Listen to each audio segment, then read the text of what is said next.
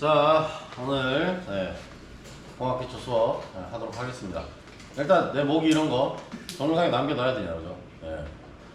모기 이런 거는 누가 싸운 거 아니야. 찾아고 난 것도 아니고. 뭐냐면 목 디스크가 문제가 심해진 거야. 앉아서 일을 많이 하거나 책을 많이 보거나 이런 일을 하는 사람들한테 이게 많이 일어나는데 여러분도 일어납니다. 왜? 핸드폰 보잖아. 핸드폰 보는 자세가 목 디스크에 매우 안 좋아요. 아셨죠? 핸드폰을 이러고 앉아가지고 게임하고 있고, 그런 자세가 이게 이렇게 하면 되는데 다 이렇게 되잖아. 난 지금 허리를 숙이지, 그지? 여러분 목 숙이고 있습니다. 그러니까 이렇게 돼요. 제가 핸드폰을 많이 보느냐? 그건 아니거든. 핸드폰 나는 보통 문자도 잘 안 하고 문자 쓸 때도 보통은 카카오톡, PC 카톡으로 다라라 쳐서 던져버리지. 긴 장문을 핸드폰으로 쓰지 않는 사람인데도 왜 이러느냐? 이런 PPT 같은 거 많이 만들잖아요, 그죠? 문서도 많이 만들잖아, 그지? 밤늦게까지 책 보잖아. 그런 자세를, 안 좋은 자세를 많이 유지하다 보니까 이렇게 문제가 됐어요. 그리고 지금 팔이 저려서 잘 못 쓸 정도야. 그러니까 신경을 누른 거지. 디스크가 나와서 신경을 누른 거야. 아시겠죠? 그러니까 여러분도 올바른 자세로 제대로 하시기 바랍니다. 될 수 있는 한 의자도 당겨서 앉으시고, 그죠? 그 다음에 될 수 있으면 허리를 딱 곧게 펴시고 수업을 들으시기 바랍니다. 그리고 졸리면 엎드려야지 마. 아마 내가 그게 문제일까. 일하다가 갑자기 졸리면 그냥 엎드려 팍 자버리고 그 다음에 또 일어나 일하고 그랬던 시절이 그러니까 내가 나중에 이제 옛날에 일하던 회사들에서 그런 짓을 많이 했다 보니까 밤늦게까지 일하다가 팍 쓰러졌다가 잠깐 또 20분 만에 또 일어나서 또 일하고 이런 일을 많이 하다 보니까 이게 마흔이 되니까 이제 몸에서 이제 다 안 돼 하는 거지. 알겠죠? 여러분이 이러지 않으려면 여러분은 꾸준히 운동하시고 뱃살이 나와 있으면 뱃살 좀 집어넣고 굴러다닐 생각이시면 빨리 더 찌우시고 됐지? 그렇게 하시면 되겠습니다. 자, 일단 얘기를 해보도록 하겠습니다. 첫 번째, 여러분 이건 열전달이라는 학문의 영역입니다. 온도와 열 현상에서 열전달이라고 하는 것들의 세 가지 케이스가 있다라는 거예요. 세 가지 케이스의 열전달이 있다. 첫 번째, 자 보세요. 첫 번째는 뭐냐면 여기서 접촉이 일어난 거예요. 접촉이 일어난 거다. 그건 뭐예요? 고체와 고체 간에 일어나는 열전달이라고 생각하는 겁니다. 고체와 고체 간에 일어나는 열전달을 전도라고 합니다. 여러분 그러니까 가다가 보면 길가에서 만나서 하느님을 믿으세요. 그런 거 있잖아, 그지? 근데 직접 가보면 진짜 하느님은 아니야. 교회는 아니야, 그지? 교인들은 안 그러는데 꼭 이상한 종교 사람들이 그런 짓을 해, 그지? 그것도 전도지, 그지? 근데 걔랑 이거랑은 달라요. 그거는 뭐야? 전파한다 그래서 전도라고 하는 거고, 그지? 요거는 뭐다? 컨덕션이라는 영어를 써요. 컨덕션이라고 합니다. 컨덕션. 금속과 금속 또는 고체와 고체끼리 접촉을 통해서 일어나는 열전달이라고 이해하시면 됩니다. 지금 여기 있는 말은 인접한 물체의 두 부분 사이에서 온도 차이에서 에너지가 이동하는 현상이라고 되어 있는데 이러면 말이 어렵죠, 그죠? 그러니까 그냥 고체와 고체 간에 일어나는 열전달 현상이라고 생각하시면 돼요. 열을 전달해주는 현상이라는 거야. 알겠지? 네. 그리고 매질이라고 하는 말, 이런 말을 여러분이 어릴 때부터 배웠는데 근데 아직도 잘 몰라, 그지? 즉 그냥 고체래. 그 고체를 얘기하는 거야. 그 고체를 통과하는 열량 Q는 자, 그 고체의 단면적, 그 다음에 양쪽의 온도 차, 시간 간격 T에 비례하고 그 다음에 두께는 반비례한다 라는 거죠. 됐죠? 그러면 뭐냐면 두꺼우면 두꺼울수록 뭐한다? 열전달이 잘 일어나지 않는다라는 말이 되는 거지. 됐죠? 그 다음에 온도차, 즉 여기 온도와 저기 온도차가 심할수록 열전달은 잘 일어난다. 이거 여러분 이미 다 알고 있어요. 뭐냐면 여러분이 라면 끓이다가 빨리 먹어야지 하면서 냄비를 딱 잡으면 여러분의 손의 온도는 약 30도밖에 안 되고 얘는 펄펄 끓는 쇠잖아, 그지? 그러니까 적어도 100도 이상이라는 얘기잖아, 그지? 그러면 온도차는 30도 이상, 70도 이상. 그러니까 확 하고 여러분한테 열이 오는 거지. 무슨 말인지 알겠죠? 그런 것들이 바로 뭐다? 열전도라고 하는 겁니다. 다음에 단면적이 넓을수록 그 다음에 열량을 많이 가지고 있을수록 줄 수 있는 열도 많아지겠죠, 그죠? 면적이 그러니까 내가 이렇게 해서 ET처럼 이렇게 해서 쭉 가서 우리 준성이 한번 손가락 대볼까 하면서 열 전달을 해주는 거하고, 그지? 우리 사랑스러운 없는데 아무도 없는데 여기. 예. 자 그러면 그러니까 내가 만약에 내가 여자친구가 있다고 가정하고 여자친구하고 손을 잡고는 열 전달하고 어느 게 많을까? 손 잡은 게 면적이 넓으니까, 그지? 점으로 손가락으로 맞춰보는 거하고 면적을 잡는 거하고 어느 게 열전달이 잘 일어난다? 손 면적을 늘려주면 열전달이 잘 일어난다는 거지. 됐나요? 네, 그렇게 이해하시면 되겠습니다. 자, 됐죠? 네, 그리고 열이 많을수록 좋습니다. 열이 많을수록 열전달은 잘 일어난다. 근데 이게 좋을 때도 있고 나쁠 때도 있어. 자, 그래서 우리가 하는 게 뭐냐면 이 열전달을 막기 위한 작업을 많이 한단 말이에요. 실제로 건물 지을 때도 뭐야? 단열을 하잖아. 열 전달, 고체와 고체끼리의 열 전달이 일어나니까, 즉 여기 있는 이 벽면과 그 다음에 바깥 벽면은 결국은 고체로 이루어져 있잖아요, 그죠? 그 열을 내가 밖으로 빠져나가는 게 여러분 온도를 해서 열을 주는데, 그지? 그 열과 병체가 또 고체로서 만나 있잖아. 그러면 얘도 열을 뺏어간다는 거지, 그죠? 그러면 걔가 많이 나갈수록 뭐한다? 에너지비는 많이 들고 추워지고, 나는 내가 내 몸으로 내가 저걸 열을 받아들여서 따뜻하려고 그러는 건데 오히려 벽체가 먼저 열을 가져가버린단 말이야, 그지? 그러니까 뭐한다? 간열이라는 효과를 내기도 한다는 거지. 열 전달이 잘 일어나야 되기도 하지만 잘 안 그러니까 잘 막아줄 수도 있어야지 뭐한다? 네, 이거를 제대로 열 전달을 제대로 이해하는 거라는 거지. 됐나요? 네, 잘 전달하기도 해야 되고 잘 막아주기도 해야 된다는 거야. 그게 바로 열 전달의 영역입니다. 다음은 뭐냐면 대류라고 합니다. 여러분 그러니까 지구과학 시간이라든지 아니면 뭐 어릴 때 과학 시간이나 이런 것들을 할 때 뭐가 있냐면은 지구의 대기권이라고 배워요. 예? 그러면 첫 번째가 뭐지? 대기권인가? 자, 여러분이 지금 숨쉬고 있는 이 권역을 뭐라고 부르죠? 이걸 대류권이라고 부릅니다. 됐나요? 그 다음에 그 위를 성층권, 그 다음에 중간권, 제일 위에 권을 열권이라고 불러요. 열권. 네, 됐죠? 그렇게 불러요. 열권이 아니고 하나 둘 셋 넷 다섯 여섯 일곱 여덟 아홉 열 아니고. 그래서 네, 그것도 서머를 그러니까 열과 관련된 거. 지금 얘기한 열전달과 관련된 거를 쓰는 거예요. 여기까지는 열전달이 된다 이러는 거지. 됐죠? 네. 자, 여기서 그러니까 대류권이라고 하는 거에 얘기를 쓰는 이유가 뭐냐면 실제로 뭐가 일어난다? 대류가 일어난다. 그러니까 뭐를 통해서? 고체가 아닌 액체와 기체를 통해서 열 전달이 일어났을 때를 뭐라 부른다? 예, 이거를 대류라고 하는 겁니다. 정리가 되죠, 그죠? 방금 배웠던 전도는 뭐다? 고체끼리만 일어난다. 그지? 전도는 고체끼리만 일어나고, 뭐, 대류는, 액체와 기체. 즉, 우리가 부르는 유체에서 일어난다는 거지. 됐죠? 네, 그렇게 얘기하면 되겠죠, 그죠? 유체에서 일어난다. 우리는 물체의 상태를 뭐야? 그러니까, 고체, 액체, 기체밖에 몰라요. 그렇잖아. 물체의 상태를 표현하는 말은 세 가지밖에 없잖아. 그지? 그러니까 고체, 액체, 기체. 이 세 가지가 벌써 열전달이 다 일어났다고 그랬어. 그지? 그러면 이제 뭐야? 그런 거 없이도 그냥 일어나야 된다라는 거야. 열전달이 일어날 수 있다는 거야. 이런 걸 바로 뭐란다? 복사. 카피 아니고 라디에이션이라고 부르는 영역입니다. 얘가 바로 뭐냐면 여러분이 태양광 패널을 이용해서 발전할 수 있는 이유가 뭐야? 태양빛이 오잖아, 그죠? 태양빛이 우주에서 매질 없이 오잖아. 그러니까 아무 고체체 기체가 없이 열이 거기서부터 여기까지 날아오잖아, 그지? 빛도 날아오고 열도 그에 따른 열도 날아오잖아, 그지? 그것 때문에 일어나는 열전달을 복사 열전달이라고 하는 거지. 그리고 우리는 복사열이라는 말을 또 들었어요. 환경 과목이나 이런 데서, 그지? 여러분 수업에서 환경이나 아니면 지구과학이나 이런 데서 복사열이라는 말을 들었을까, 그지? 그러면은 태양은 열 에너지로 발전하는 방법이 있고 광 에너지로 발전하는 방법이 있어요. 그러니까 전부 다 그러니까 태양열 발전이라고 하는 건 다 틀린 거야.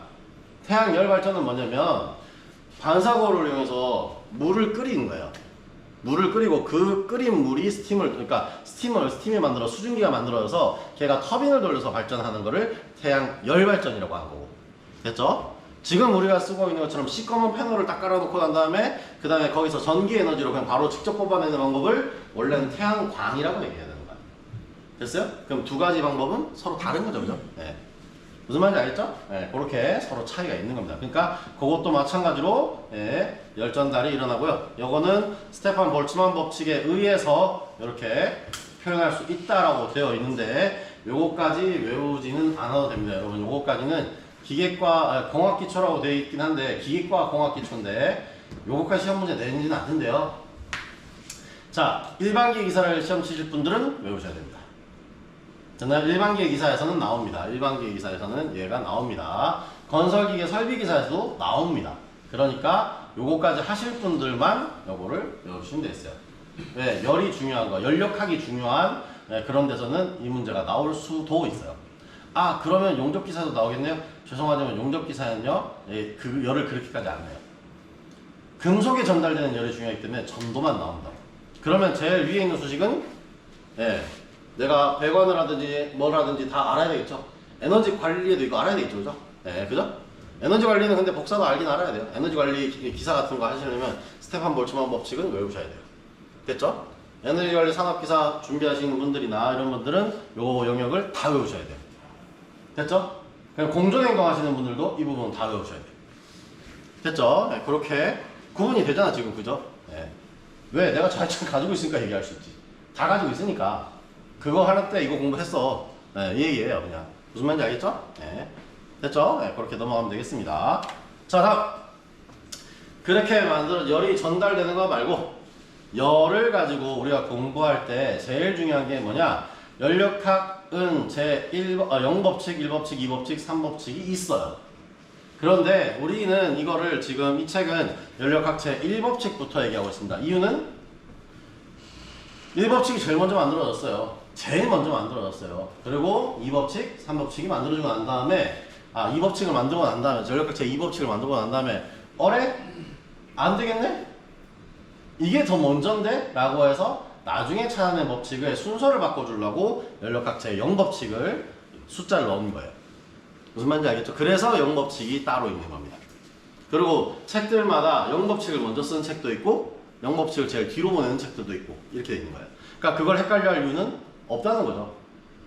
연력학 제0법칙은 철학이에요. 물은 높은 곳에서 낮은 곳으로 흐른다 이런 느낌이야. 변은 익을수록 고개를 숙인다 이런 느낌하고 같은 거지. 그니 명언이나 마찬가지가 되는 거야. 연력학 제0법칙은. 알겠죠? 네. 자, 그 다음에 그러면 일단 1법칙부터 보겠습니다. 자, 열의 일당량이라고 되어 있는 거죠. 있죠? 열의 일당량이라고 되어 있는 거는 결국은 우리가 연력학에서 보는 건 보통은 뭐다? 에너지의 형태를 이해하기 위해서 이 열을 얘기하고 있는 거거든요. 그러다 보니까 여기서 보시는 것처럼 일과 수차의 회전에 의해서 발생한 열량을 Q라 하면 마찰력에서 발생한 열량이 마찰력에 이루어진 일의 열과 비례한다 라고 되어 있는데 그냥 J라는 상수를 Q에 곱해보면 그냥 1이 돼버린다. 즉 뭐한다? 열량과 일은 비례한다는 거야. 됐어요? 결국은 만들어진 에너지 양이 일할 수 있는 양이나 마찬가지다 이 말이에요. 그냥 쉽게 풀어 얘기하면 맞잖아. 에너지가 많으면 많을수록 일을 많이 한다. 다른 말로 하면 자동차 탱크에다가 기름을 많이 넣으면 많이 넣을수록 멀리 간다는 거 똑같은 말이야. 쉽게 얘기하면 그거잖아, 그지? 우리는 그러니까 화석 에너지로서 수학하기 위해서 기름이라는 걸 탱크에 집어넣잖아, 그지? 걔도 에너지잖아. 화석 에너지잖아, 그지? 그 에너지가 내가 만방으로 채워져 있다, 만땅으로 채워져 있다. 그러면 뭐야? 남들보다 멀리 갈 수 있는 거지. 그렇지 않아? 근데 그게 차종마다 다르지. 그렇지 않아요? 연비가 나쁜 차와 연비가 좋은 차로 구분해보면, 그지? 그러면 그게 마찰 에너지가 많이 들어간 차가 있을 거고 마찰 에너지가 없이 잘 만든 차가 있을 거란 말이야. 그지? 그럼 마찰 에너지가 많을수록 뭐야? 에너지는 많았는데 한 일은 작아지고. 그지?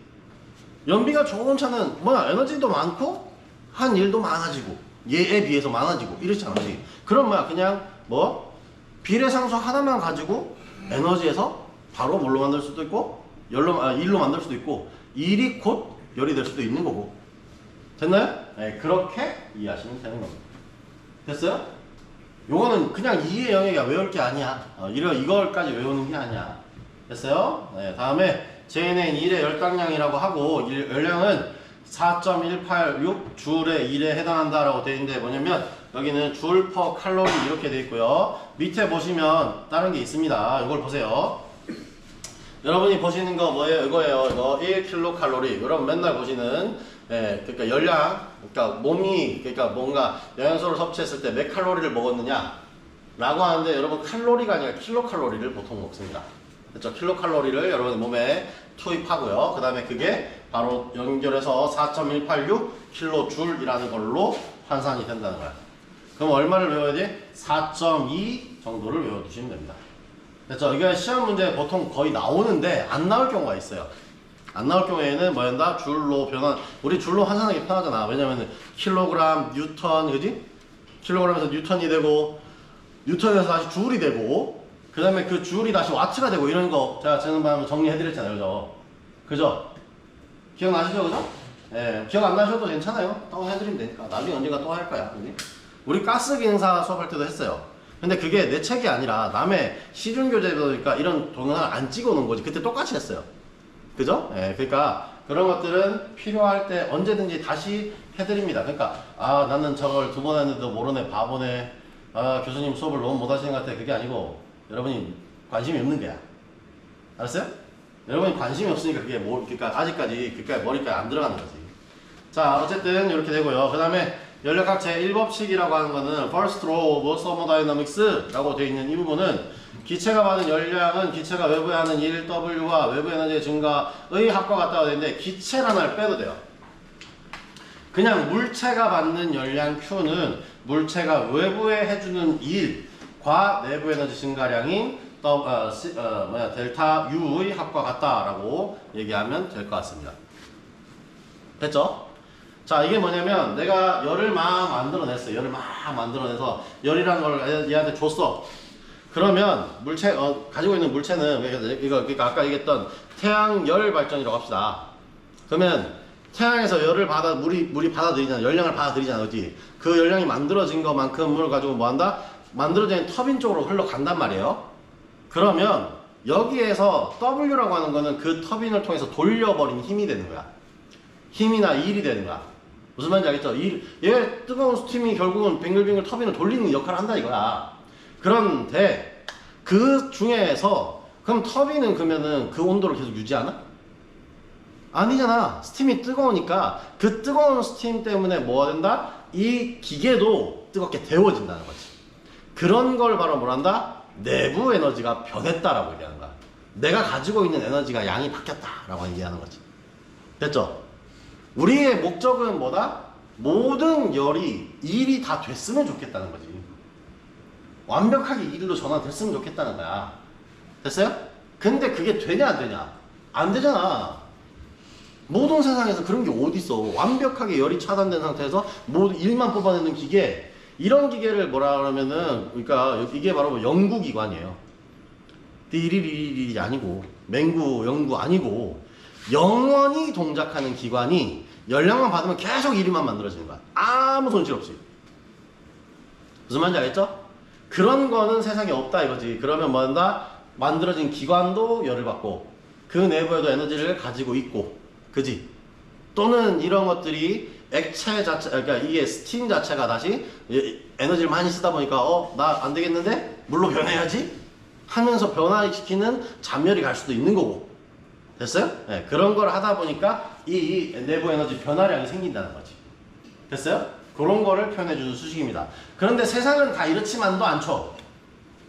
맞잖아. 지금 얘기한 거에서 완전히 빠져있는 건 뭐야? 기관을 돌릴 때의 공기 저항 때문에 제대로 못 돌아가게 하는 저항도 있을 수 있고, 그 다음에 베어링을 내가 열심히 정비를 해놨어야 했는데 정비가 안 돼 있어서 끼깃끼깃하고 소음을 발생시키거나 아니면 마찰열이 내는가 보다. 그지?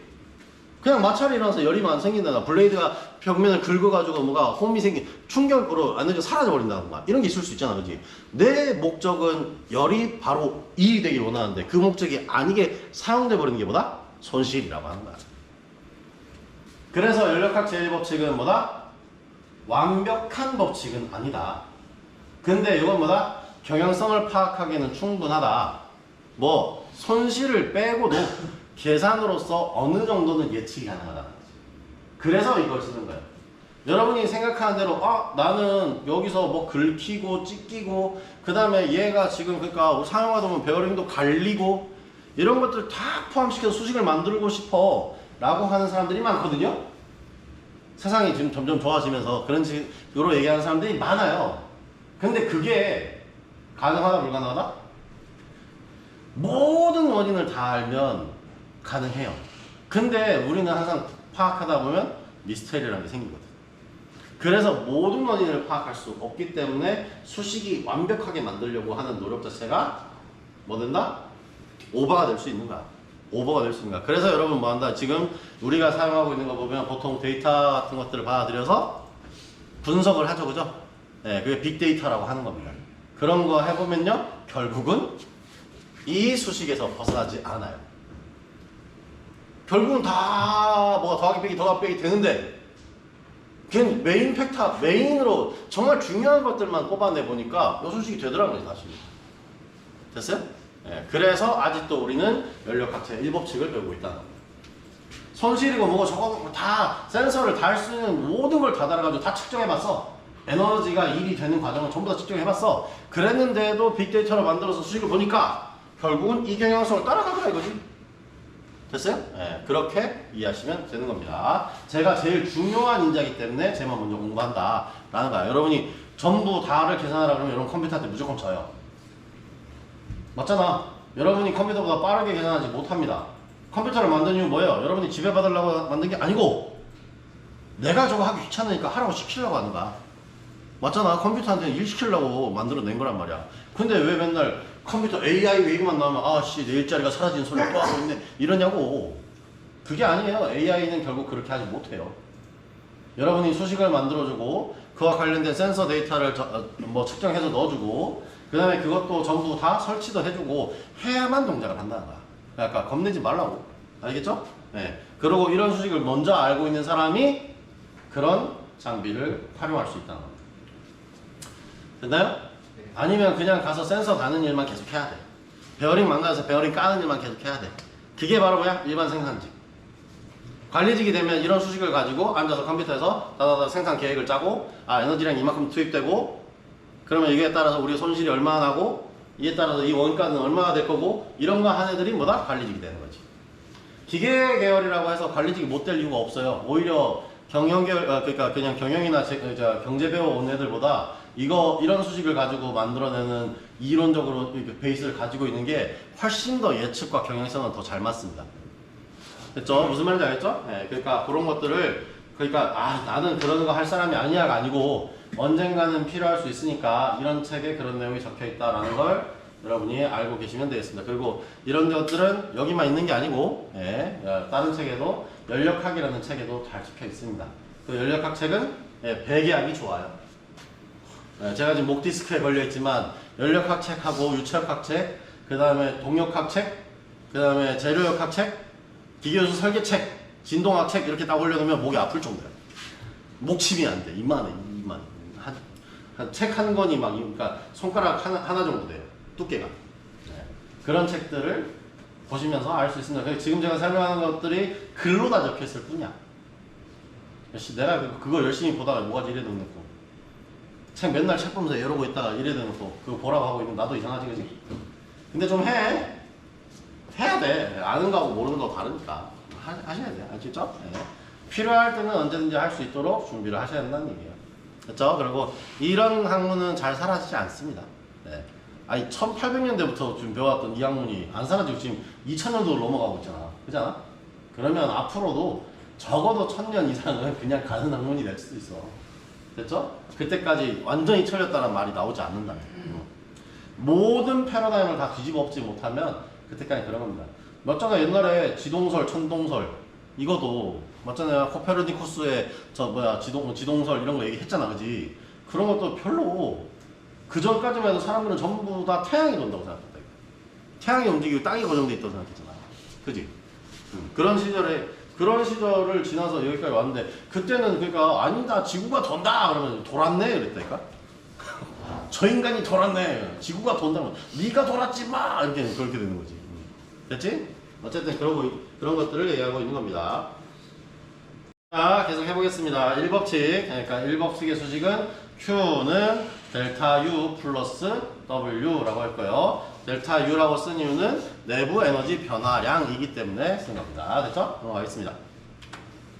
자, 연력학 제2법칙입니다. 이 법칙을 얘기한 사람의 이름이 켈빈이라는 사람이에요. 켈빈이 이렇게 한번 얘기했습니다. 자, 켈빈의 이론은 뭐라고 했느냐? 이 사람이 그러니까 절대 온도에 그 쓰는 그 켈빈 맞아요. 그 사람이에요. 네, 됐죠? 자, 그 다음에 이 사람이 얘기했던 건 뭐냐면, 열 에너지는 고온의 물체, 저온의 물체를 이동하며 저온의 물체에서 고온의 물체로는 자발적으로는 이동하지 않는다.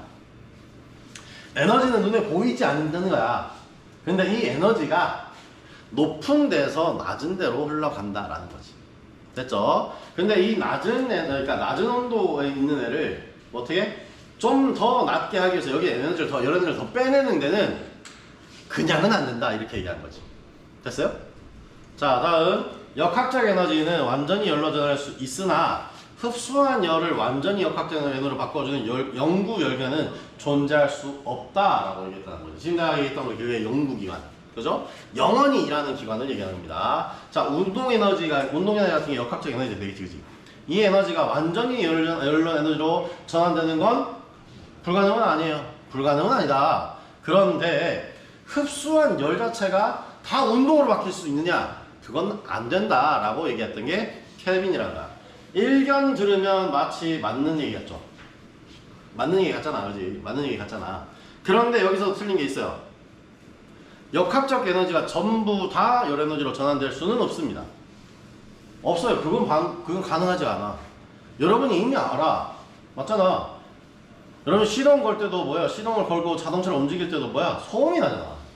그게 여러분 필요했던 역학적 에너지예요? 아니잖아. 그잖아? 맞잖아. 이해됐어요? 그 다음에 거기서 여러분이 불 떼면 난 따뜻하기 위해서 불을 뗐는데, 그렇잖아. 불을 뗐는데, 아니야. 그러게 말고 고기 구우려고 불을 뗐다고 생각합시다. 나 고기를 구우려고 오늘도 이제, 주한이하고 나하고 둘이 가가지고 고깃집에 가가지고 100인분을 시켰어. 둘이 다 먹을 수 있어. 푸드 파이팅을 하는 거야. 그지? 그리고 그 다음에 거기다 그러니까 거기다가 뭐야? 쫙 갖다 집어넣었어. 이제 뭐 나무를 막 갖다 떼가지고, 요 정도 가지고는 안 돼요. 좀 더 주세요. 해가지고 두 판에다가 불을 꽉 집어넣었단 말이지. 됐죠? 자, 근데 여기에서, 그러니까 내가 만약에 여기서 내가 운동을 이제 여기서부터 이제 내가, 야, 불이 모자라니까 주하나 뛰어! 했어. 그게 고기를 데울 수 있어요? 안 되잖아. 그렇잖아, 그지? 예, 그러니까 그렇게 만들기가 생각보다 쉽지 않다는 거야. 왜? 그리고 또한 그렇게 쓸 수 있는 에너지가 아니기 때문에 그런 거지. 에너지는 전환을 시키다 보면 항상 손실이 일어납니다. 그렇게 생각하시면 돼요.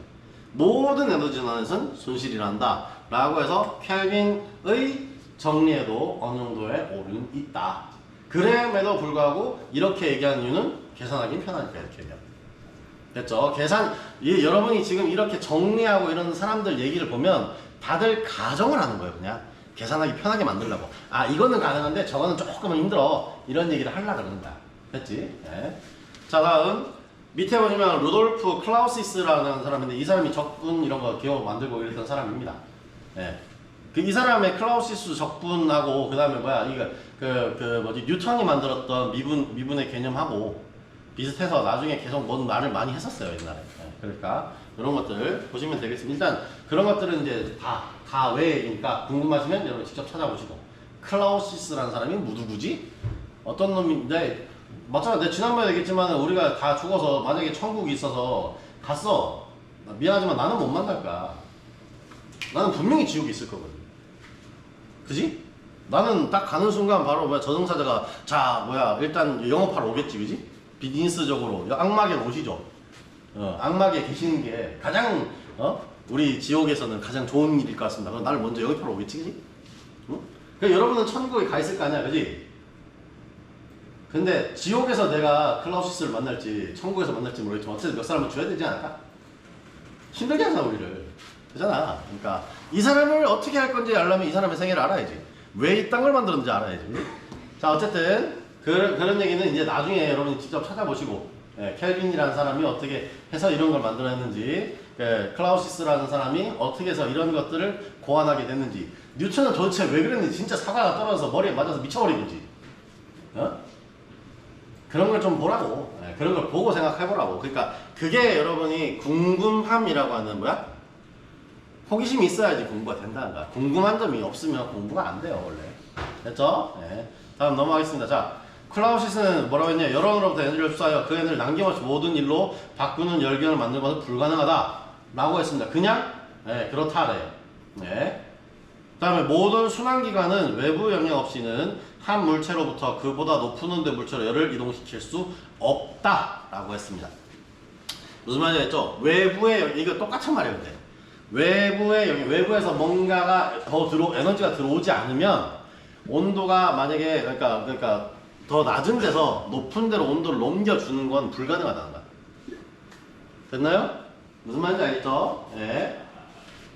자, 무슨 말이냐면 땅을 파고 있는데, 그죠? 땅을 파고 있는데 여기에서 내가 더 낮은 데가 생기잖아. 계속 낮아지잖아, 그지?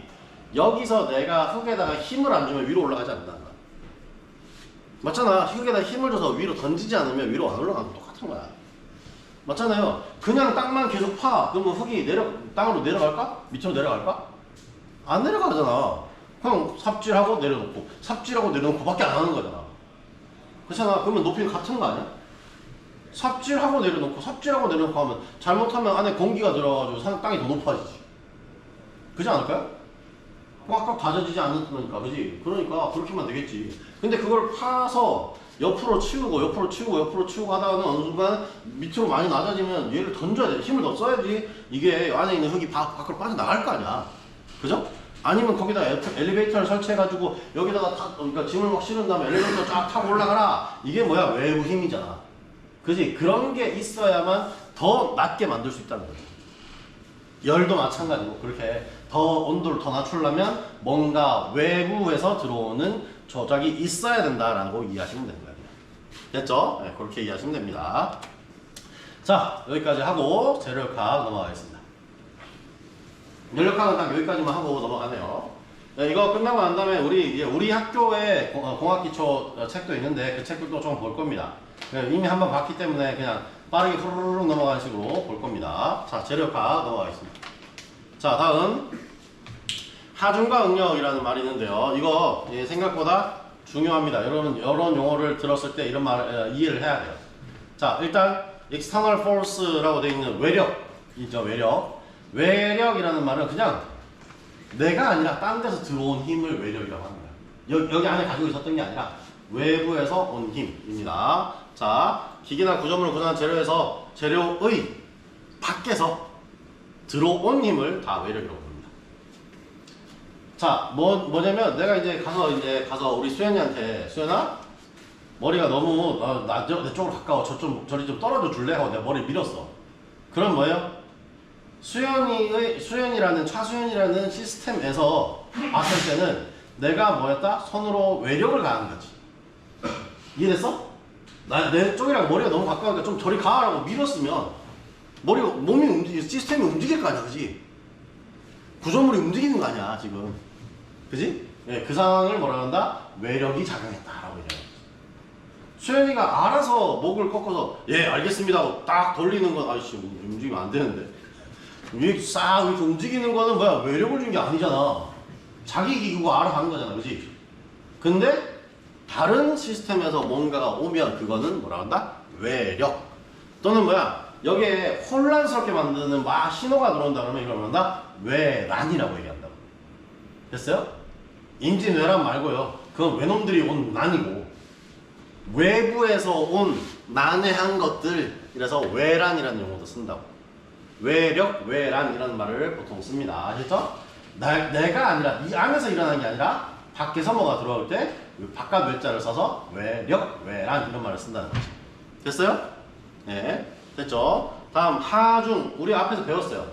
하중이 뭔지, 그지? 하중이 뭔지는 배웠는데 다시 한번 정의하면 외력 중에서 능동적으로 작용하고 있는 힘이 하중이 돼요. 이 별로 그게 중요한 얘기 아니거든? 그냥 물체에 작용하고 있는 어떠한 힘을 하중이라고 하기도 한다라는 거지. 외력 중에 어떤 걸 하중이라고 하기도 한다라고 그냥 이해하시면, 능동적이든 수동적이든 뭘 어떻게 중요해. 그냥 작용하고 있으면 하중이라고 얘기한다고. 그냥 할 때도 있다고. 그렇게 이해하시면 돼요. 다음에 반력은 뭐냐면, 자, 아까 우리가 얘기했을 때 우리 수연이를 다시 예를 또 들어봅시다. 수연이가 머리가 너무 가까워, 저리 좀 가. 머리를 밀었어. 그지? 수연이가 싫은데요?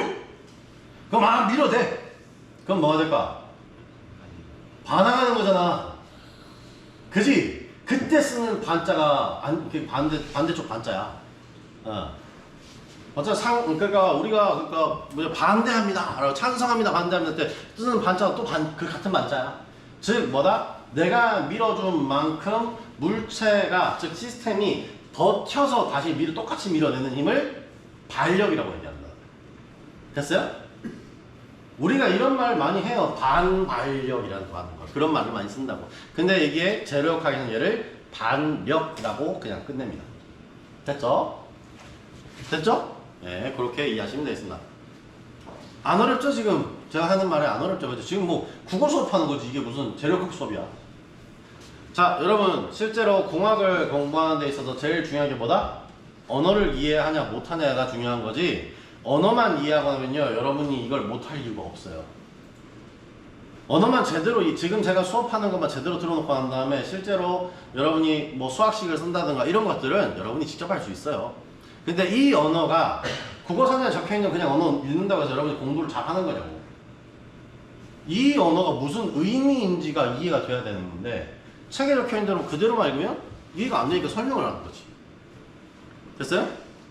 그러니까 AI가 이걸 대체하기, 그러니까 교사의 직렬을 대체하기가 그렇게 쉽지 않다라고 얘기하는 이유가, 보통 교사회나 이런 데서는 그런 얘기를 많이 하잖아요. 그죠? 왜냐면 AI가 여러분 표정을 보고, 얘 다 이해했네? 좀 더, 그러니까 이제 그만 넘어가자? 아, 얘 표정 보니까 이해를 못했네? 좀 더 얘기하자? 이걸 못하거든. 감정 교류가 안 되다 보니까. 근데 그것조차도 프로그래밍으로 돼. 그 얼굴이 이러면, 오, 이해했구나. 오, 얼굴이 저러면, 이해 안 하구나. 이렇게 있으면, 아, 쟤는 들을 생각이 없구나. 그것도 프로그램으로 가능해요. 자, 컴퓨터 AI 같은 거, 여러분이 그러니까 수업을 들으면서 재미없는 이유가 뭐야? 어쩌라고, 그래서. 이렇게 되거든. 그래서 어쩌라고가 되는 거야. 근데 여러분 뭐예요? 진짜 AI를 만들어내고 있는 사람들은 뭘 하고 싶은 거냐면, 동심으로 돌아가고 싶은 거야. 정말로. 로버트 태권브이를 만들고 싶은 거야. 그냥 마음속으로는. 그 다음에 외로운 사람, 그러니까 혼자 있는 사람들, 뭐 연애도 그만두고 뭐 외로운 사람들, 이런 사람들의 뭔가에, 그러니까 도움이 될 사람을 만들어주자. 이런 사람, 또 아주, 그러니까 투철한 사명감이 있는 사람들도 있고. 그치? 그런 것들을 통해서 AI를 하는 거야. 그래서 뭐라 그러냐면, 앨런 튜링인가? 튜링 테스트라는 거 하거든요? AI를 잘 만들었는지 못 만들었는지 확인하기 위해서 튜링 테스트를 하는데, 앨런 튜링인가? 그 사람이 그런 말을 했어요. 뭐라고 했냐면, AI의 감정이 없는 거는 우리한테도 감정이 있는 이유를 모르기 때문이다. 그 이유만 명확하다 그러면 얼마든지 감정을 넣어서 로봇을 만들 수 있다. 인공지능 로봇을 만들 수 있다. 그렇게 얘기했거든. 실제로 맞는 말이에요. 여러분도 이거 맞는 말인데 여러분이 안 하고 있는 거지. 여러분이 지금 공부를 못하는 이유 알아요, 몰라요? 알잖아. 안 하니까 못하지. 그렇지 않아요? 안 하니까 못하지. 공부보다 더 재밌는 게 많은데 뭔 공부를 해야 되냐? 졸업장만 따자. 이러고 있으니까 공부가 안 되지. 그렇지 않아? 이 말을 하려고 지금 여기까지 온 거야. 이런저런 막 헛소리 같은 얘기를 막 해서 이게 만들어낸 이유가 그거야. 공부를 못하는 이유를 알고 있으면 하면 돼요. 근데 그 하는 방법을 내가 알려준다는 거야. 뭘 합는다? 언어를 이해하면 된다. 됐어요? 먼저 앞에 정의되어 있는 언어부터 이해하시면 뒤에 부분은 여러분이 직접 읽어낼 수도 있다라는 거야. 됐어요? 좋아나? 대답을 해야지. 됐어. 넘어갑니다. 자, 그러면 그에 따라서 그러면 외력 중에 또 하중이 있고, 그 하중 중에 어떤 종류가 있냐라는 걸 본 거예요. 첫 번째는 인장하중인데 뭐냐면 재료를 이렇게 당기는 힘. 세로를 서로 양쪽으로 같은 축 방향으로 당기고 있으면 얘를 인장하중이라고 합니다. 인자가 뭐야? 당길인. 장은 그러니까 길이장, 그러니까 늘릴 장자 이런 거, 길장 이런 거 있잖아, 그지? 네, 그런 것들 쓰고요. 압축하중은 그건 뭘까? 같은 건데 방향은 같은데 뭐 이게 같은 축장에서 있는데 얘가 이번에는 서로 반대쪽으로 이렇게 밀어붙이는 방향으로 갈 때 이런 걸 뭐라 한다? 압축하중이라고 한다는 거지. 됐나요? 무슨 말인지 알겠죠? 아씨 뭐가지 이렇게 달고 있으니까 땀만 더 나고 힘드네. 자, 다음에 전단하중이라고 하는 건 뭐냐면 여러분 이거 단층할 때 단자고 비슷한 얘기거든요. 자를 단자예요. 자를 단자. 그러니까 전단은 뭐다? 이렇게 해서 이쪽으로 딱 자르는 거. 이 물체가 이렇게 있을 때 싹 잘라내는 힘이 생기면 전단하중이라고 하는 거예요. 그러면 전단하중은 이쪽도 다 전단하중이라고 해요. 방향이 그러니까 이쪽이 전부 다 전단하중이라고 한다는 거지. 됐어요? 그러니까 물체에 생겨먹은 꼴과 수직으로 작용하는 하중이 될 때 그렇게 되는 거야. 그지? 네, 됐지? 그러면 어떻게 된다? 지금 이게 뭐야? 이 힘은 이렇게 작용한다면, 얘는, 이렇게 해야 될까? 이렇게 작용한다면, 그럼 어떻게 되겠어요? 얘가 가운데 떨어지겠죠, 그죠? 그런 거를 뭐라 한다? 전단하중이라 한다는 거죠. 이 두 힘을 전부 다 전단하중이라 한다 했다. 그죠? 됐죠? 지금 이거는 뭐냐면, 그러니까 우리 인장하중하고 헷갈려 하시는 분들이 꽤 있긴 있어요. 인장하중은 뭐다? 그냥 축 방향이 같으면서도 이쪽으로 쭉 당겨가는 힘으로 썼을 때는 인장하중이라고 하고요. 그 다음에 생겨먹은 물체의 길이 방향과 수직하게 이렇게 잘라낼 때 이럴 때를 전단하중이라고 얘기하는 거예요. 전단하중의 대표적인 그러니까 전단하중을 잘 활용하는 얘가 가위예요. 가위, 벤치, 니퍼 이런 것들이 다 전단하중을 가장 적합하게 사용하기 위해서 만들어낸 거야. 됐죠? 자, 다음엔 굽힘하중. 이게 뭔지 알죠? 이렇게 있을 때 얘가 고정돼 있게 하고 난 다음에 여기서 이렇게 당기면 휘어지잖아. 이런 식으로 휘어지잖아. 그렇지? 이렇게 휘어지잖아. 그렇지? 이런 하중을 뭐라 한다? 굽힘하중이라고 얘기하는 거지. 됐어요? 근데 이런 경우만 있는 게 아니고 여러분 보시면 어떻게 되겠냐면 긴 교량 같은 경우에 그지? 다리가 두 개 이렇게 딱 서 있으면 여기서 물체를 가운데 놓으면 축 처질 거 아니에요. 그죠? 그럴 때도 얘가 겪고 있는 하중은 굽힘하중이 되는 거지. 이해됐어요? 자, 지금 무슨 말인지 이해됐어요? 네, 그렇게 이해하시면 되겠습니다. 계속 갑니다. 자, 그렇게 해서 마지막은 뭐다? 비틀림 하중인데요. 비틀림 하중은 어떻게 하냐면 비틀림 하중도 굽힘 하중도 뭐였어요? 여기가 고정돼 있거나 아니면 양단 지지가 돼 있거나 이런 식으로 봤단 말이에요. 양단이 지지돼 있거나 이렇게 봤는데 비틀림 하중은 뭐냐면 한쪽이 고정돼 있거나 고정돼 있을 때 앞쪽에서 이걸 비트는 힘이에요. 이렇게 비트는 힘. 그게 바로 비틀림 하중. 이걸 뭐라 하냐? 트위스팅이라고 한다는 거지. 여러분 트위스트 출 때 어떻게 해야 돼요? 그냥 땅에다 비벼야 되잖아. 발을 비벼야 되잖아. 그렇지? 이렇게 이런 식으로 이런 모양으로 그치? 회전 나는 방향으로. 그러니까 이거를 트위스팅 로드라고 부르고 있는 겁니다. 됐죠? 자, 그 다음에 뭐가 되겠어요? 여러분이 그러면 빨래를 짜는 이 상황도 비틀림이죠. 그죠? 그럼 만약에 물체가 실제로 이쪽에선 이쪽 반대, 그러니까 이 왼쪽 방향으로 도는 힘, 이쪽에선 오른쪽 방향으로 힘을 받는다면 이때는 뭘 받게 된다? 비틀림을 받게 되는 거지. 됐죠? 자동차 축이 그러니까 비틀림을 받는 상황이 있을 수 있어요. 왜? 땅에 서 있다가 급 출발을 시킨다 그러면 뭐예요? 관성에 의해서 변속기는 돌리려 그러고 땅에서는 안 보내려 그러고 마찰 때문에 잡아 놓으려 그러고 그러면 여기선 고정되어 있고 저쪽에서는 돌리려 그러는 힘이 생기겠지. 그게 비틀림 능력이 되는 거야. 비틀림 하중이 되는 거야. 됐나요? 무슨 말인지 아시겠죠? 네. 그래서 그러니까 천천히 출발시켜서 천천히 계속 꾸준히 속도를 올려가는 게 차에 부담을 덜 주는 거지. 지금 막 급하다고 그냥 빡 밟아가지고 쫙 올려버리면 차가 뽀개지기만 한다는 거야. 됐어요? 무슨 말인지 알겠죠? 네, 넘어가겠습니다. 자, 다음. 하중의 작용 속도에 의해서도 분류를 할 수 있는데요. 첫 번째는 정하중이라고 하는 건데, 정하중에서 하중 떼버리고 정자를 썼을 때 얘를 뭐란다? 스태틱이라고 하잖아. 옛날에 한번 얘기한 적 있는 것 같은데, 스태틱을. 그죠?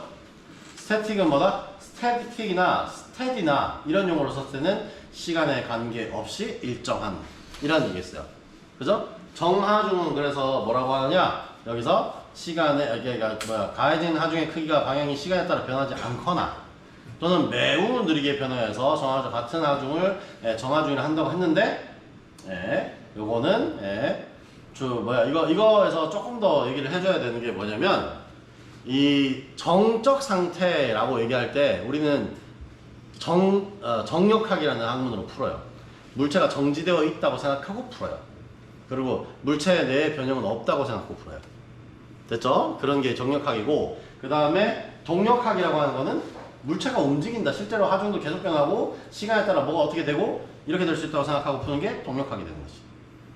됐어요? 네, 그렇게 되고 지금 얘기하고 있는 매우 느리게 변화하는 이 상황도 있어요. 이거를 뭐라고 하냐면 준정적 평형. 그래서 영어로는 quasi-static이라고 불러요. 준평형이에요. 준정적 상태예요. 이거는. 됐죠? 그러니까 정적 상태로 원래는 부르지 않습니다. 조금 더 있어요. 이게 뭐냐면 여러분 자동차를 가지고 테스트를 할 때 있거든요. 자동차를 개발하고 나면 차를 이렇게 그러니까 정상원선이라고 해서 이런 궤도 안에서 돌게 만들어요. 돌게 만드는데 그냥 돌아버리는 게 아니고 차가 미쳐버리는 게 아니고 그냥 여기다 사람이 태워놓고 여기서 계속 본다는 얘기야. 그런데 속도를 아주 천천히 올려갑니다. 왜? 속도가 느릴 때에는 핸들을 틀어놓은 각도가 똑같이 이 경로로 따라가서 쫙 가면은 잘 갈 수도 있고요. 아니면은 이 원 안으로 들어와 버릴 수도 있어요. 또는 속도가 느릴 때 이렇게 벗어날 수도 있어요. 차가 잘 만들어진 차이면 어떻게 된다? 이걸 똑같이 따라가야지. 속도가 얼마가 되는지 간에. 다 아니고요. 이거 여러분 거의 불가능합니다. 세상에서. 이건 거의 불가능해요. 마찰이 있고 무게중심의 변동이 있는 세상에서는 거의 불가능해요. 그래서 우리는 둘 중 하나를 선택해요. 뭐한다? 이렇게 만들 것인지 속도를 올려가면서 점점 이쪽으로 벗어나는 걸로 만들 것인지 아니면 이쪽으로 안으로 파고드는 걸로 만들 것인지 두 가지 중에 하나를 결정을 해야 돼요. 이거 할 때 테스트를 뭐한다? 준정적 테스트를 한다는 거야. 여기서 말하다 말았는데 여기 있는 걸 제대로 끝까지 얘기해주면 이렇게 정상원선에서 안쪽으로 파고드는 이 경우를 뭐하냐? 오버스티어라고 해요. 스티어링을 해놓은 것보다 얘가 실제로 자동차가 오버해서 코너를 꺾고 있는 거잖아요. 그죠? 이런 애들을 오버스티어라고 하고요. 여기 이쪽에 이렇게 만들어진 애들 있죠. 그죠? 가다가 차가 휙 벗어나. 이건 뭐한다? 원래 가지고 있는 원보다 각도를 그러니까 조향각보다 덜 들어간 거잖아. 그지? 그런 거를 언더스티어라고 얘기해요. 자, 여러분은 그러면 어떤 차가 편할까요? 네, 일반적인 사람에게는요, 언더스티어가 이해하기 편합니다. 내가 점점 빨라지니까 내가 원심력을 가지고 튕겨나가는 게 맞지라고 생각하는 게 일반적인 사람이 가지고 있는 운동신경이에요. 근데 경정차는 이렇게 만들어야 돼요. 왜냐면 속도가 빨라질수록 튕겨나간다 그러면 걔들은 300km씩 달리는데 그지 않아요? 네, 차가 못 꺾는 코너가 나올 거 아니야. 점점 코너를 점점 크게 만들어줘야 될 거야. 경기장을 점점 더 크게 만들어줘야 될 거 아니야. 근데 그거 보시면 여러분 유턴도 못하는 데서 그 빠른 차가 80km로 확 꺾어 가잖아. 그지? 그런 게 바로 이 오버스티어 성향이 있기 때문에 그런 거예요. 차에 오버스티어 성향이 있기 때문에 그런 걸 할 수 있다는 거지. 됐죠? 네. 무슨 말인지 알겠죠? 내가 핸들을 틀어놓은 것보다 안으로 더 치고 들어가는 그런 효과를 내는 게 오버스티어라고 얘기합니다. 이거 여러분 잘 못 잡아요. 이거 레이싱을 하는 사람들이나 이해할 만한 그런 영역입니다. 왜냐면 이건 거의 동물적 감각이거든요. 그 오버스티어가 되고 있구나, 내가 핸들 틀어놓은 것보다 더 확 꺾이고 있구나 라는 걸 감각적으로 알아야 돼. 됐죠? 무슨 말인지 알겠죠? 그리고 이 차를 여러분 오버스티어 차를 못하는 이유, 여러분은 그냥 직선주로 해서 엑셀만 밟으면 이 직선으로 쫙 빨리 가잖아요. 그지? 그건 여러분이 언더스티어로 세팅되어 있는 차를 타기 때문에 그래요. 오버스티어 차량은요, 조금만 외란이 밖에서 타이어에 조그만한 고무 체드가 그러니까 고무 알갱이가 끼기만 해도 핸들이 흔들려요. 그러니까 계속 뭐 해줘야 된다? 차가 직선주로를 달리려면 드라이버는 계속 잡아줘야 돼. 계속 이거를 흔들리는 거를 직선으로 맞추기 위해서 계속 그러니까 핸들을 잡아줘야 돼. 됐죠? 그러니까는 경주 드라이버들이 그러니까 콕핏의 온도도 있고 그 안에 있는 그러니까 레이싱 콕핏 안에 있는 온도도 막 60도, 70도까지 올라가거든요. 그 온도도 있고 그 운동을 계속 하고 있는 거야. 거기다 코너 돌 때는 막 몸에 몇 배, 막 최대 막 육지 이런 그러니까 전투기 탈 때 같은 그런 중력 각도를 겪게 되거든요. 뭐 장기가 이쪽으로 쏠다 저쪽으로 쏠다 막 이런 걸 느껴요. 네? 그러다 보니까 몸무게가 막 한 번 뛰고 나면 5kg씩 빠진 사람도 있다. 3kg는 기본으로 빠진다. 2, 3kg는 기본으로 빠지고 5kg씩 빠진 사람도 있어요. 주하나 어때? 어? 한번 뛰어보지 않을까? 정우랑 손잡고 가자. 어? 뛰기 전에 죽을 것 같은데. 어쨌든 그런 영역도 있다는 겁니다. 그런 영역도 있다는 거예요. 자, 얘기하다 보니까 이런 것까지 얘기했습니다. 어쨌든 정하중을 얘기했고요. 뒤에 얘기했던 거는 뭐다? 준정적 하중이라고 생각하면 돼요. 준정적 하중. 매우 느리게 변하면 준정적 하중이라고 생각하시면 됩니다. 그래도 그냥 구분은 정적 하중, 정하중이라고 생각하고 그냥 계산을 할 수 있다는 거죠. 그걸 만들어낸 이유가 그거예요. 준정적 상태를 만들어낸 이유는 계산하거나 실험하기 위해서 만들어낸 겁니다. 됐죠? 다음. 동하중이라고 하는 거는 움직이는 하중인데요. 이거는 반복 하중이라고 해요. 영어는 repeated load라고 되어 있는데 뭐냐? 하중의 크기와 방향은 변하지 않으면서 주기적으로 반복되는 하중. 이게 뭐냐? 이거 뭘까요? 자, 반복 하중이라고 하는 건 뭐냐면 그러니까 이렇게 하는 게 아니고 쿵 이렇게 하는 거야. 됐어요? 시간 간격에 맞춰서 딱 눌러줬다가 뗐다가 눌러줬다가 뗐다가 눌러줬다가 뗐다 이런 하중을 뭐란다? 반복 하중을 합니다. 근데 이때는 쿵 치면 안 되겠지. 그럼 충격 하중이 돼버리니까. 그죠?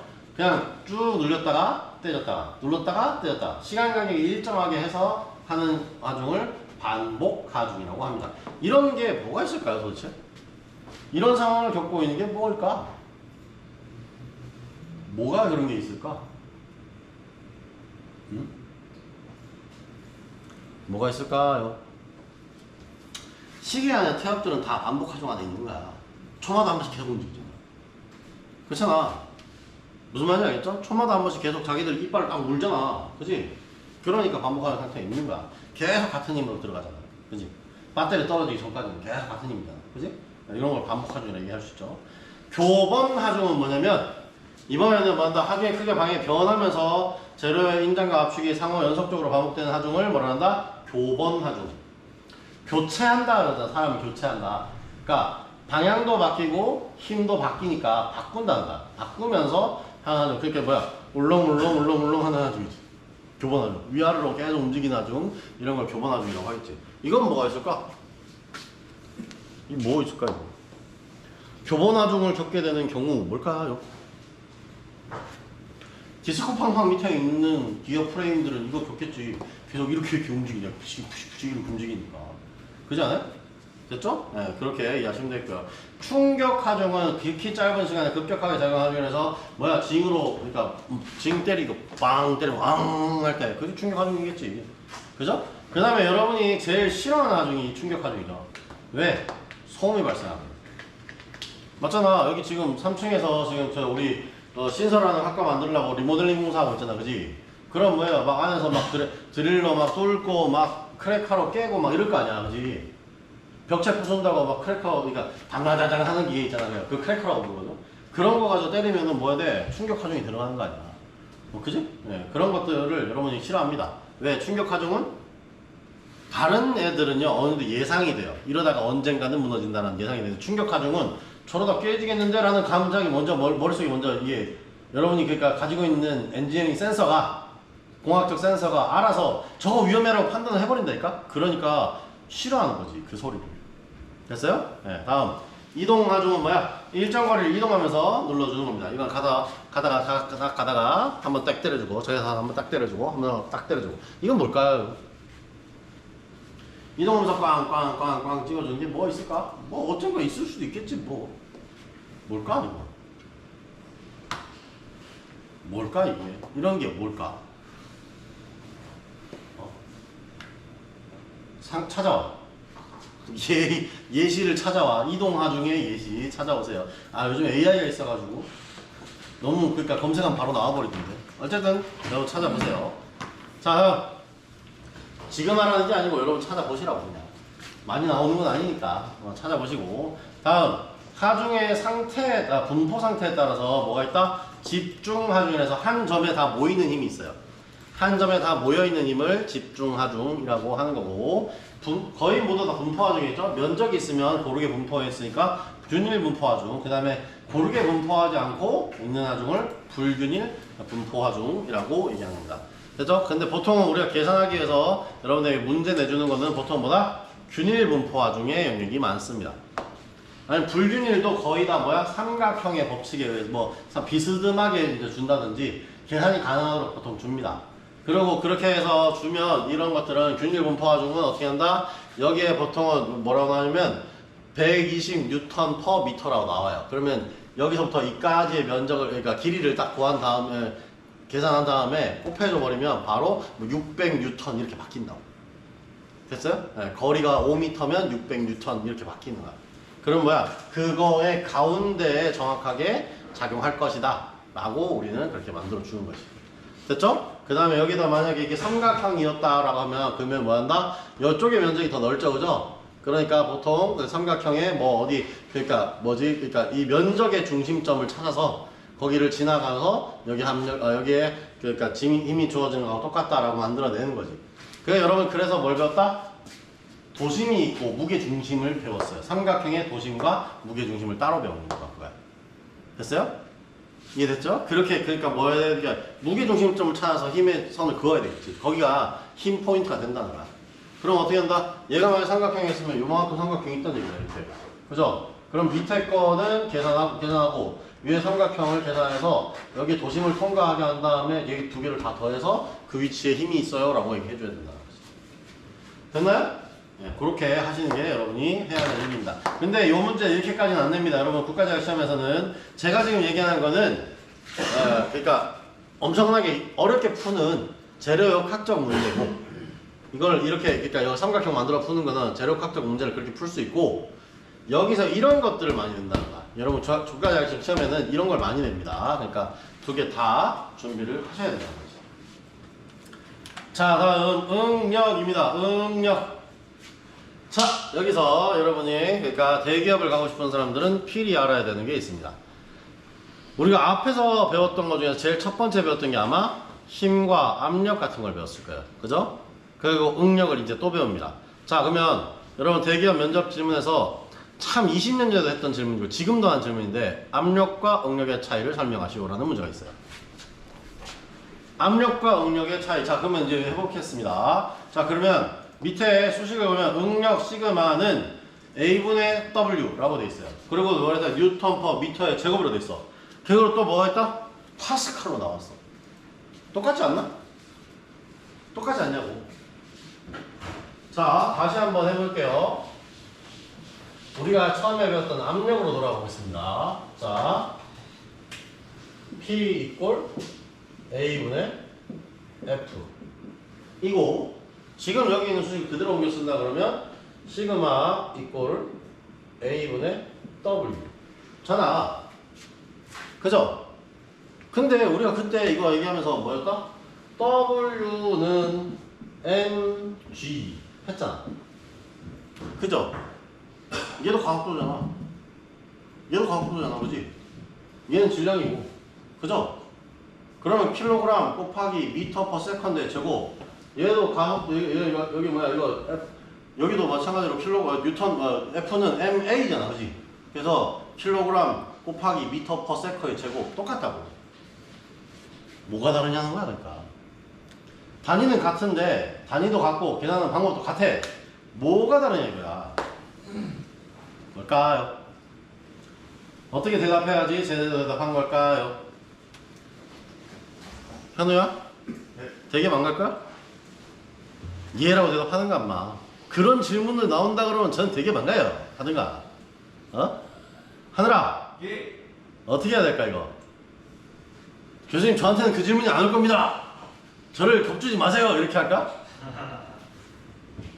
잘 드러나. 그러니까 이런 질문이 온다고. 실제로 온다고. 그러면 어떻게 하냐? 이런 거는 대답을 할 때 뭐 하냐? 자, 압력은 물체의 외부에서 작용하는 힘. 물체의 겉면에 작용하는 힘. 즉, 외력이야. 아까 배웠던 외력이야. 응력은 물체 내부에서 뭐야? 주어진 힘에 견디려고 하는 그것 때문에 생기는 게 응력이야. 됐어요? 물체 내부에서 그 힘을 견뎌내려고 하는 것 때문에 생겨난 것이 바로 응력이다라고 얘기해야 되는 거고, 그러니까 압력은 뭐다? 외부에서 주어진 힘에 표면이 반응하는 게 바로 압력이 되는 거야. 됐나요? 그럼 뭐야? 내력과 외력의 차이인 거지. 누가 내력? 응력은 내력. 됐어요? 응력은 내력이고 압력은 외력이라는 거야. 이해됐죠? 네, 그렇게 이해하시면 되는 겁니다. 이거 그렇게 어려운 게 아닌데 제대로 설명을 안 해준단 말이야. 그래서 아무도 대답을 못하는 문제야. 됐어요? 왜 20년 전에 써먹었던 문제를 지금도 애들한테 압박 면접으로 쓸까 이거를. 그지 않을까? 그 다음에 내가 지난번에 얘기했던 면접에 나오는 문제 또 뭐라 그랬어? 저항 연결하고 스프링 연결. 맞잖아. 합성 저항 만들기, 합성 스프링 상수 계산하기 이런 거 있잖아. 그죠? 기계 계열에서는 대기업에서 이런 거 아직도 질문합니다. 무려 20년 전에 내가 취업할 때도 그랬다니까? 내가 대기업 갈 때도 그랬다고. 지금 여러분이 학교에 나가서 대기업을 가시면 뭐야? 실무 면접에서 이런 거 면접한다니까? 그지 않을까?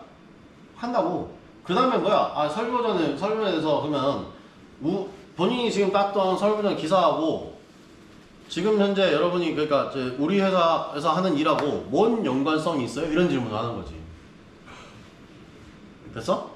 보통 그런 질문을 해. 그러면 어떻게 대답하겠어? 우리가 맨날 공부하면서 외우고 했던 거 있잖아. 센서공학에서 시험 쳤던 거 계획보전, 예방보전, 일상보전 이런 거 있었잖아. 그지? 보전 예방까지 있었잖아. 그지?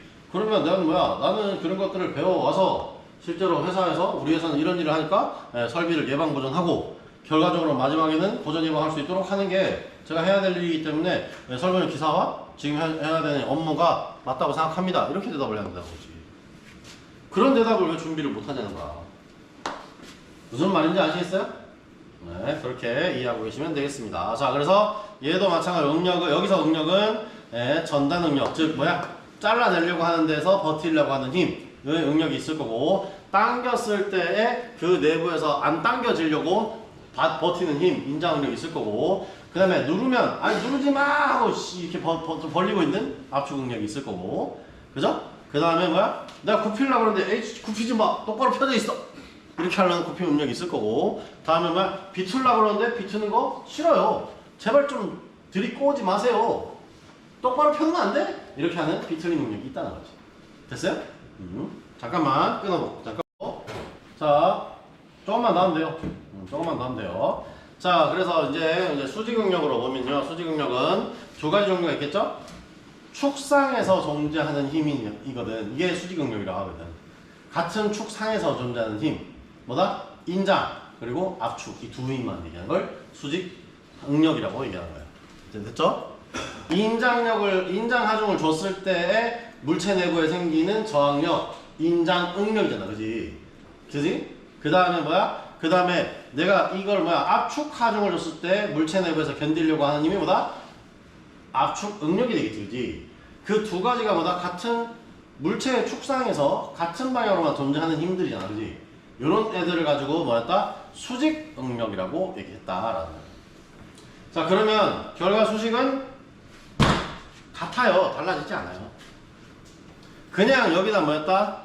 예, 여기를, 그러니까 여기 보면 T라고 썼는데, 인장응력이 T라고 썼는데, 텐사일이 영어로 텐사일이 인장이라는 뜻이에요. 텐사일이 인장이라는 뜻이에요.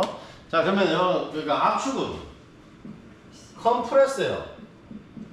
R 써주라고, R.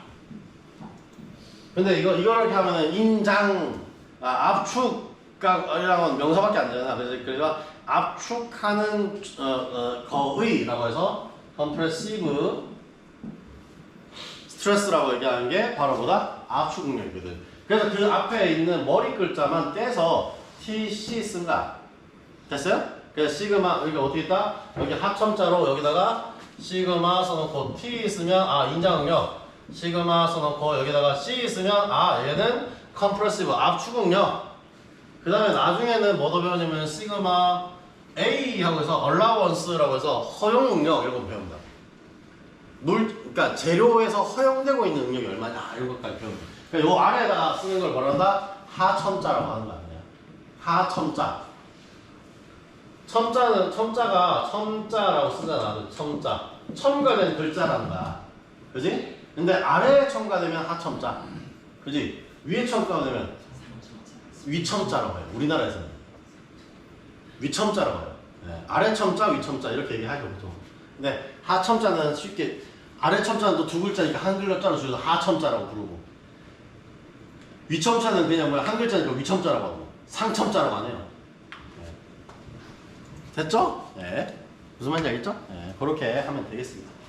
자, 뭐 달라진 거 없잖아. 그러면은 W에도 그러니까 여기 있는 이거 하중 웨이트에도 여기다가 CT 그냥 붙이면 아 얘는 압축 하중 그다음에 T를 붙이면 인장 하중 이렇게 얘기한 거야 그냥.